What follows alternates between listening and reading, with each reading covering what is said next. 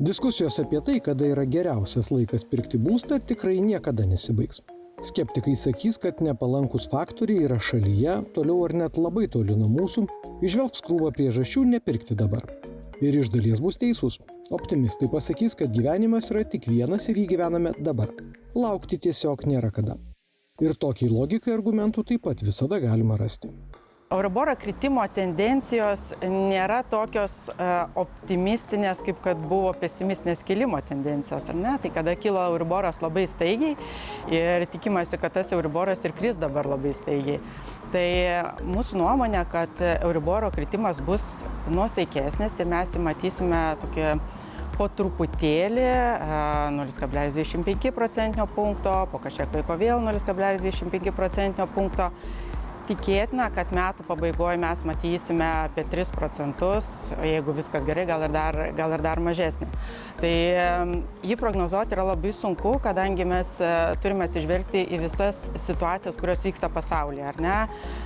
Kiek ilgai užsitęs karai Ukrainoje, Izraelyje, mes šito žinoti negalim. Lygiai taip pat dėl to mes negalim ir įtakoti Euriboro. Europos centrinio banko sprendimai svarbus daugeliui, nes būsto pirkėjų nekilnojamąjį turtą įsigyjančių su paskola dalis auga. Tos geros žinios laukiančių irgi nestinga, nes pinigus ir savo galimybės reikia vertinti objektyviai. Bet kokia pozityvi žinia iš tikrųjų turėtų paskatinti tą pirkimą, atpalaiduoti, kaip sakau, žmonės pirkti su paskola, juo labiau, kad domėjimasis pirkimu ir paskolomis jisai tikrai nenuslopo, tiesiog žmonės atidėdavo sprendimus.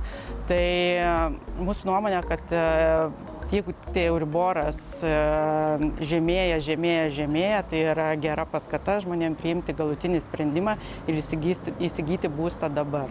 Kvadratinio metro ar viso jūs dominančio būsto kaina pastaruoju metu yra pakankamai stabili.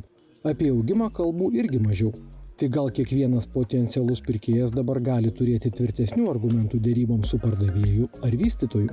Aš visą laiką sakau, reikia žiūrėti priežastį, dėl ko aš įsigyju turtą. Jeigu man reikia gyventi dabar, tai nėra blogo arba gero momento įsigyti turtą, nes man reikia to turto dabar gyvenimui. Kita situacija, jeigu aš perku antrą turtą kaip papildomą kažkokį tai investicijai, tai galbūt tada daugiau reikėtų pasisvarstyti, ar man verta ar neverta.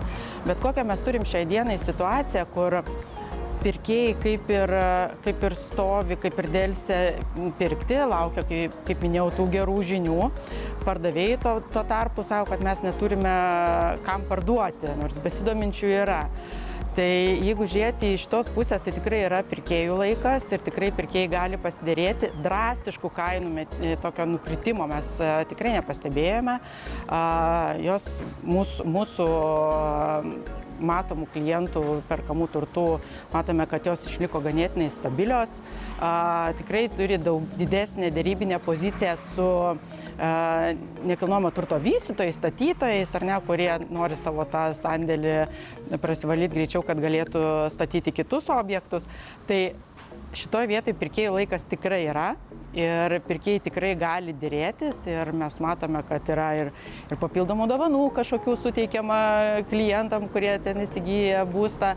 Tai pirkėjų laikas tikrai šiuo momentu yra. Puikiai bankų sektorių pažįstanti pašnekovė pripažįsta, kad apie nuolaidas linkę kalbėti ne tik statybininkai, bet ir bankininkai. Ir matome tą tendenciją, kad bankai labiau leidžiasi į dėrybas, lengviau daro išlygas kažkokias savo taisyklėm nusižengdami. Tai šitą tendenciją mato, mūsų klientai gauna tikrai puikias sąlygas bankuose. Tai turbūt irgi susijęs su tuo, kad klientas dėlsia priimti sprendimą ir bankas norėdamas parduoti savo paslaugą, ar ne, jisai lygiai taip pat turi kažkuriuose tai vietose nusileisti. Mes labai tikimės, kad metų pabaigoje mes galėsime džiaugtis ir matyti 1% bankų maržą. Matysim, kaip tai įtakos Euriboro kitimai. Bet su bankais tikrai dėrėtis galima, reikia be abejo atsižvelgti į savo situaciją ir mūsų klientai gauna tikrai labai geras maržas, atsižvelgiant į jų konkrečią situaciją.